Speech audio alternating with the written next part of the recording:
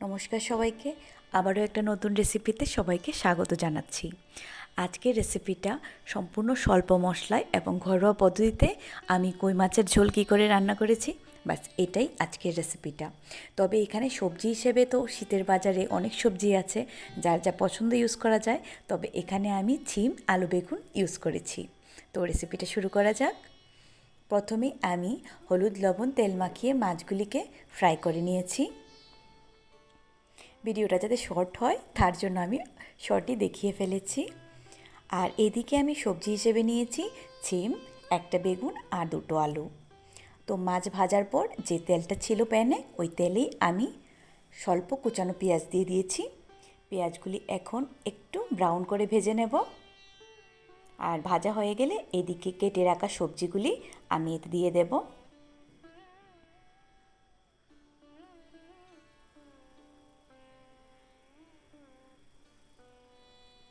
সবজিগুলিতে এখন পরিমাণ মতো লবণ আর হলুদ দিয়ে আমি ভালো করে সবজিগুলিকে আগে ভেজে নেব।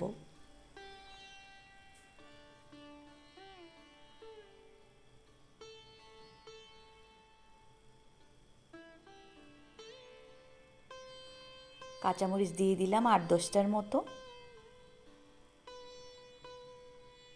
আর সবজিটা এখন ভাজা হতে হতে এইদিকে আমি মশলাটা রেডি করে নেব। তো মশলার জন্য এখানে আমি 1/2 টেবিল স্পুন হলুদের গুঁড়ো নিয়েছি, 1/2 টেবিল স্পুন মরিচের গুঁড়ো নিয়ে নিয়েছি, আর অল্প জিরে আর অল্প ধনিয়া নিয়ে নিয়েছি। আর এখানে নিয়ে নিয়েছি ক্রাশ করা একটু আদা। আপনারা আদা চামচ, 1/2 টেবিল স্পুন আদা বাটাও দিতে পারেন, কোনো অসুবিধা নেই। সবগুলিকে এখন জল দিয়ে আমি গোল করে একটা মিশ্রণ বানিয়ে নেব।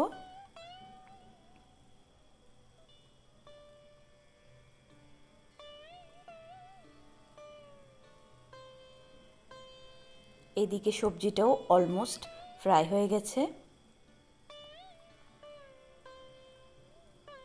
এই সবজিটা ভাজা হয়ে গেছে, মোটামুটি ব্রাউন হয়ে গেছে। তো আমি এখন মশলার ঘোলটা এটাতে ঢেলে দেব।